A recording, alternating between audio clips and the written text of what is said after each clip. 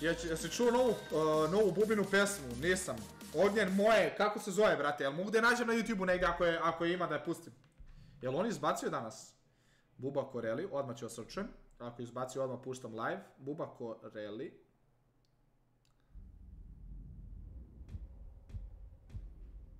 Gluh nijem. A ne seri, pre sat vremena izašla, kolega posla link. Čekaj da pustim. Ajde da čujemo, ajde da čujemo. Jel ima spot? Hoćete, ajde da reagujemo zajedno. Samo sekund. 1080p, Chrome.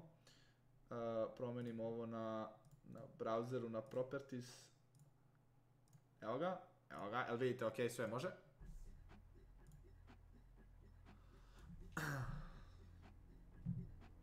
Čujete? Ok, spot mi je jako čudan, iskreno, ništa nisam razumio ni reč, ali pesma mi je onako, ništa mi se ne sviđa specijalno za sad, zato što je mnogo nekako, nije njegov fazon standardni, ovo je nešto drugčije skroz. Meni se ne sviđa, sad ne znam, možda se vama sviđa, meni ne.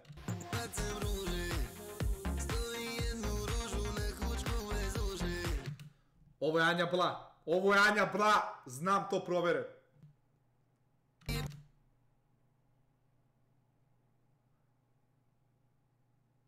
Dobro, ove ribe ne znam, ove dvije, ovo je Anja Bla, ove dvije ribe ne znam. O, koliko jako je Versace, bade mantil, prejake, vrati, to je baka, ja mislim, uzu isto. Sve manje Bla, a ove ribe dvije, ova riba je, brate, meni sranje, šta je ovo? Ova riba u sredini, okej.